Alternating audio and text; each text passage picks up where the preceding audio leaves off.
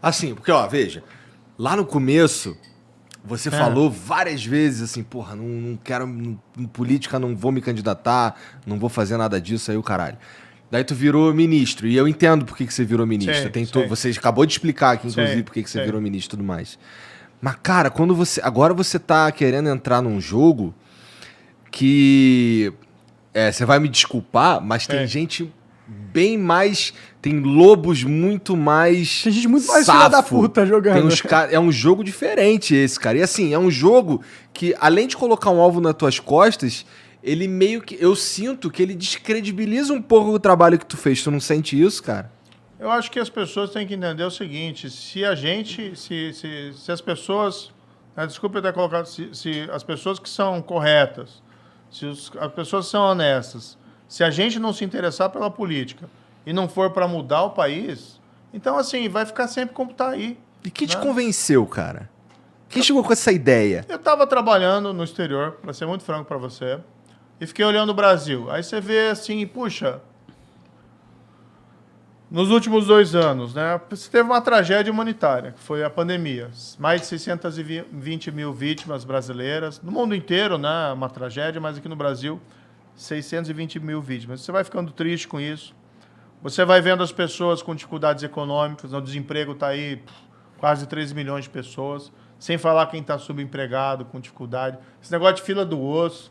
Começaram a aparecer aquelas notícias de novo de gente caçando lá no sertão lagarto para comer. Então, as coisas assim, tristes. Do outro lado, né, você vê essas decisões lá de Supremo, principalmente, parte do Supremo. Eu respeito o Supremo, acho que tem bons ministros lá. Tem outros que eu tenho uma opinião mais negativa, bem negativa, tá? Mas tem gente boa lá, o presidente atual do Supremo, o Luiz Fux, é um cara bom. Tu não pode malhar o Supremo ou tu pode ainda? Porque daqui a pouco, vamos dizer que tu se torne presidente, tu não pode mais malhar o Supremo, né? Qual que foi a minha opinião? Eu nunca trago isso pro lado pessoal, entendeu? Então, o que aconteceu? Eu fiquei indignado quando tiveram essas anulações. Então, anula, quiser dizer lá que o cara foi condenado injustamente, porque ele é inocente, tá? Quiser anular a decisão, reformar a decisão, dizendo assim, o cara é inocente, né? Você errou. O que eles fazem? Porque eles sabem que não é isso. Aí, não podia ter julgado lá em Curitiba, tinha que ter julgado em Brasília. Ou inventam aquela fantasia, ele foi perseguido. Né?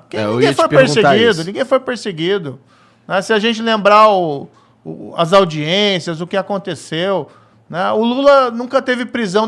Quem decretou a prisão do Lula foi o tribunal em Porto Alegre, que eu cumpri. Porque era o certo a fazer. O tribunal decretou para ele começar a cumprir a pena. Ou seja, não tem perseguição nenhuma, entendeu? Nunca ouvi um A de mim contra o Lula naquela época. Agora é diferente. Entendeu? Então eu fiquei lá fora vendo isso. Né? Pandemia, gente morrendo. Economia, gente sofrendo. Tá? E essa polarização, não sei qual é a opinião de vocês, eu acho que essa polarização nos deixa imbecilizados. A gente não consegue dialogar e discutir as questões racionais. E quando você tem que chegar alguém e diz lá, gente, vamos se acalmar. O teu vizinho não é teu inimigo. O cara que você encontra no clube, porque ele gosta do fulano X ou do Y, não é o teu inimigo. Se você quer ter inimigo, vá pro futebol. E olhe lá, né? Não é inimigo ali, é adversário, torcida. Né? Mas mesmo assim você não cultiva o ódio. Mas o que você vê? Você vê os dois líderes desses extremos, Lula e Bolsonaro, fomentando o ódio. Nós contra eles. É porque eles meio que precisam um do outro, né? Precisam do outro. Eu estava lá no exterior, vendo tudo isso, e fiquei esperando. Durante 2020 e 2021, vai aparecer alguém que consiga arrebentar essa polarização, quebrar essa polarização, para a gente ouvir proposta, projeto, e ouvir fundamentalmente, que eu acho que é importante, a verdade. Vai ter alguém para falar a verdade em 2022? Pô, não apareceu, Igor. Não apareceu ninguém. Aí eu tinha um convite para colocar o meu nome. Um convite antigo? Quando eu saí do ministério, né? Isso foi lá em 2020. Alguns meses depois que eu saí do ministério, eu fui convidado pelo Podemos, né, para, se eu quisesse, ser candidato.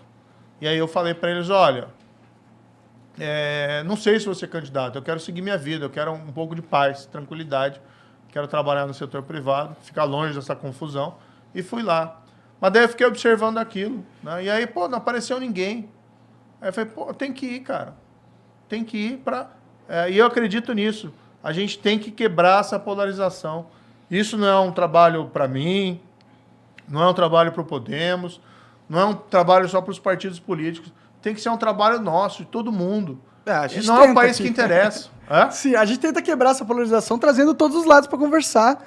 Meio que a nossa solução para essa coisa toda. Mas eu concordo muito que é um dos maiores problemas do Brasil. Mas, ao mesmo tempo, a polarização é direita e esquerda, certo? Vamos dizer assim. Sim. Eu não posso estar errado, mas te associam mais à direita do que à esquerda, vai. Como que você vai pegar esse público de esquerda e convencer... tipo, na eleição, acho que você não acho que não consiga. Não, eu acho que tem os caras que estão fechados com o PT e acabou. Tem os caras que estão fechados com o Bolsonaro e acabou. E eu acho que tem aí talvez mais de um terço da população brasileira que, porra, não tenho certeza de muita coisa, tudo mais. Eu acho que a gente tá vivendo esse cenário, na verdade. Como que você capta a esquerda? Tipo, como que você pega um eleitor de esquerda pra confiar na tua campanha que vai ser positivo pra ele e os seus ideais de alguma forma? Esse negócio de esquerda e direita hoje tá um pouco confuso, tá? O que eu acho assim? Você tem que pegar o melhor que tem na direita e o melhor que tem na esquerda. E você construir ali projeto e colocar para as pessoas. Eu quero fazer isso, entendeu? Então, por exemplo, uma das coisas que a gente está falando, vamos fazer uma força-tarefa nacional de erradicação da pobreza. Como é que você elimina a pobreza? Vamos ser bastante sinceros. Emprego, tem que crescer a economia, voltar a crescer, tá? E você tem que ter política pública, por exemplo, de educação de qualidade. É assim que você prepara as pessoas para o futuro. Sim, mas você resolve a pobreza a longo prazo, né? Não a Exatamente curto prazo. Isso que eu estou falando, tá? Aí, bem, existe um problema a curto prazo, que você tem que resolver. Não pode dizer para as pessoas, eu vou aliviar a sua situação daqui a 5, 6 anos. Então, qual que é a ideia? A gente cria uma força-tarefa nacional de erradicação da pobreza, que a ideia é mais ou menos criar uma agência lá em Brasília para coordenar os esforços nacionais contra a pobreza. Usar aqueles programas de transferência de renda, assim, Auxílio Brasil, Bolsa Escola, Bolsa Família, mas pegar essas políticas públicas, saúde, educação e emprego e focar naquelas pessoas que mais precisam.